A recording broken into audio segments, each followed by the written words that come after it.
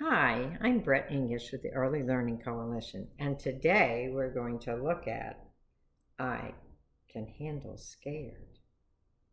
I am safe. Keep breathing. I can handle this. It's a challenging time, and you have all your lovely children at home. So we will be providing you with ideas around social emotional topics to calm and regulate your children during this time. Tuesdays with Brett and Jenn, who's provided the visuals, will be happening. And today's lesson is on calming because that's the hardest thing to do. And until we're calm, we can't process and we can't learn. So let's look at our brain. This is what our brain is organized as. Down here is our lizard brain. So right here is the oldest section of our brain. And in that brain, when I'm down there when I'm scared and when I'm angry, and I can't do anything but fight and run. So I don't want to be down there, and I can't learn down there. The next part of my brain is when I'm feeling safe, but I'm not feeling loved, and I'm not feeling valued, and so I'm all emotions. And so this part of the brain has to be soothed, and I have to feel valued and seen and heard. And when that part of the brain is happy, then I get up here to the top part. And that's my frontal cortex, which sits right behind my forehead. And behind my frontal cortex is where all real thought goes on, where planning, decision making, algebra, geometry, all of those things happen. And play, which your children should have plenty of time to do, is the greatest stimulator of this kind of thinking for our really young children.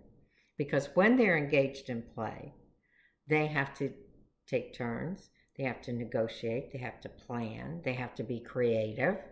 And all of those upper level thinking skills grow connections in your brain.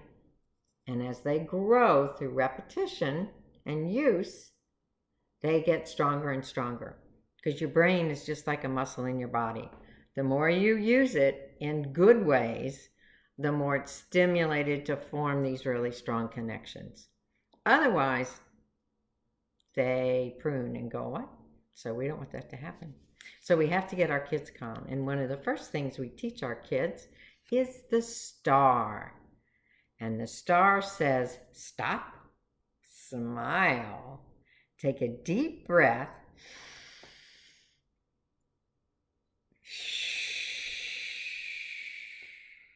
and let it out. So you're going to take a deep breath through your nose, and you're going to blow it out through your mouth as long as you can possibly do it. Because believe it or not, 80% of the toxins of our body go out through that breathing. So we want to make it long. And we want to do it 3 times. One of the kids' favorites is the balloon. So with the balloon, we put our hands on our head and we blow up that balloon.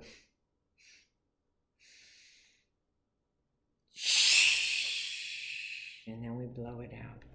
Another good one for the boys is the drain, because it involves stress and pressure, and they need that sometimes for them.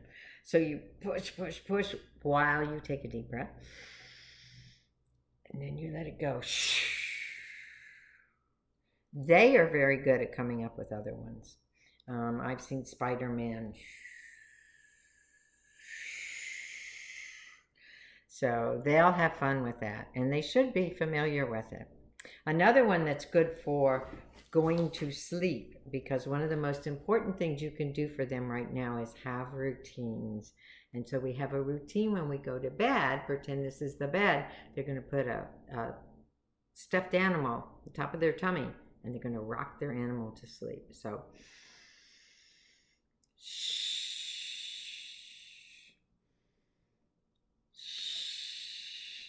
So all of that is great. Another thing that we use a whole lot is smell the flowers and blow out the candle. Anything that involves blowing, paper bags, pinwheels, is good for calming and relaxing. Another thing that's very good for calming and relaxing is music and movement. The brain is organized by patterns. It loves patterns. So think clapping patterns or dancing to a specific beat and then changing the tempo and see if they can focus and change their movements. Giving them directions, be as high, be as low, move like a frog, move like a snake. All of those are really good for them. And there is a site called Cosmic Yoga that also has lots and lots of routines for them. So there are many, many more things, but most important is for you to stay calm and know that you are the best and most important teacher they will ever have. So stay calm, take a deep breath, and remember to recognize all the good that they do around the house. Look at you, you're being calm. Look at you, you picked up all your things. Look at you, you shared with your sister. Tell them what they're doing right. See you next Tuesday and we'll talk about emotions.